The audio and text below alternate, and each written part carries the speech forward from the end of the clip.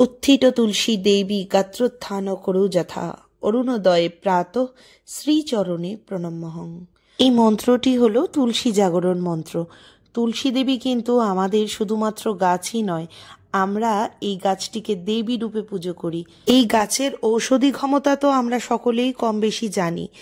আর যেটা আমি তোমাদেরকে বলছি, যারা একটু ধর্ম বিশ্বাসী বা যারা এই গাছকে পুজো করেছে তারাই কিন্তু বলতে পারবে। তুলসী গাছকে পুজো করলে শুনেছি যে সেই ঘরে নাকি লক্ষ্মী কম হয় না।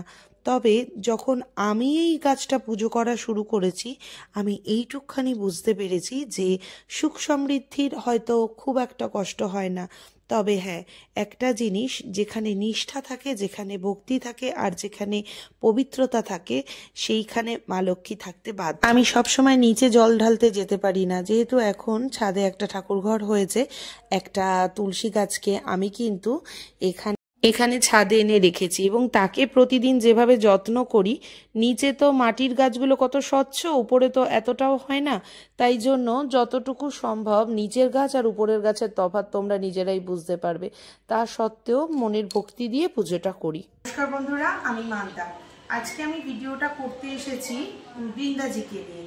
আমরা যারা বৃন্দাজি পুজো করি, অর্থাৎ যারা কৃষ্ণ ভক্ত বা গোবিন্দ পুজো করে থাকি, তাদের প্রত্যেকের বাড়িতেই কিন্তু বৃন্দাজিকে পুজো করা হয় এবং আমরা তুলসীকে বৃন্দাবনেশ্বরী বলি আর তুলসীকে আমরা মহারানী বলে পুজো করি। তুলসী গাছকে স্নান করানোরও কিছু নিয়ম আছে, যেটা আমরা চাইলেই যে প্রচুর জল দিয়ে করাবো তা কিন্তু আমরা কখনোই করাতে পারি না। এটা কিন্তু মাথায় রাখতে হবে যে বালতি ভর্তি জল আমরা দিয়ে দিলাম তুলসী গাছে, সেটা কিন্তু কখনোই নয়, একদমই যেন অল্প থাকে। কারণ এইটা জলটা যদি আমাদের পায়ে লাগে সেটা কিন্তু আমাদের ভীষণ খারাপ, এটা ভীষণ একটা পাপের সমান। আর একটা জিনিস, যখনই আমরা তুলসী পাতা ছিঁড়ি, কখনোই যেন বিনা স্নানে আমরা তুলসী গাছকে স্পর্শ না করি। বা রাত্রিবেলা কোনো তিথি চলছে, সেই সময় একাদশী, পূর্ণিমা, এরকম যে সমস্ত তিথিগুলো আছে, তাতে কিন্তু কখনোই তুলসী গাছকে স্পর্শ করা সম্ভব নয়। শুধু যে তুলসী গাছের ঔষধি গুণ আছে তা কিন্তু নয়, আমাদের প্রতিটা হিন্দু বাড়িতেই, যাদের বাড়িতে গোবিন্দ পুজো হয়, তুলসী গাছ কিন্তু থেকেই থাকে। তবে এই তুলসী গাছ রাখবারও কিন্তু কিছু একটা নিয়ম আছে। যদিও আমাদের বাড়িতে জায়গা খুব কম, তবে যাদের বাড়িতে জায়গা খুব কম থাকে তারা কিন্তু এটা অবশ্যই করে থাকতে পারে যে ছাদে যেখানেই রাখুক না কেন, জলটা কিন্তু যখনই দেবে তখন কিন্তু পূর্ব দিক মুখ করেই যেন দেয়। আর সব সময় একটা জিনিস বলে রাখি যে তুলসী গাছে জল কিন্তু অবশ্যই সূর্যোদয়ের পরে দেওয়া উচিত। আর যখনই আমরা জলটা দেব তখন কিন্তু 4 বার প্রদক্ষিণ করে তুলসী গাছে জল দেব। আর এই 4 বার কিন্তু ক্লকওয়াইজ ঘুরতে হবে, এইভাবে ঘুরতে হবে। ওম গোবিন্দ বল্লভং দেবী ভক্ত চৈতন্যকারিণী স্নাপয়ামি জগদ্ধাত্রী কৃষ্ণ ভক্তি প্রদায়িনী। আমি অবশ্য সংস্কৃত শ্লোকটা বলি, আর আমার মা বলে, তুলসী তুলসী নারায়ণ, তুমি তুলসী বৃন্দাবন, তোমার শিরে ঢালি জল, অন্তিমকালে দিও চরণস্থল।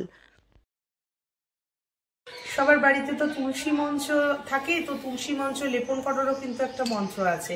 আর যেহেতু আমাদের ছাদে যে তুলসী গাছটা থাকে, আমাদের বাড়িতে এখন সবারই একটু একটু করে জায়গাটা কমে আসছে, তো ফ্ল্যাট হোক বা ছাদ হোক, যার তুলসী থাকে সেখানে তুলসী গাছের গোড়াটা যখন আমরা, যে মূলটা আমরা লেপি, তার জন্য কিন্তু একটা মন্ত্র আছে।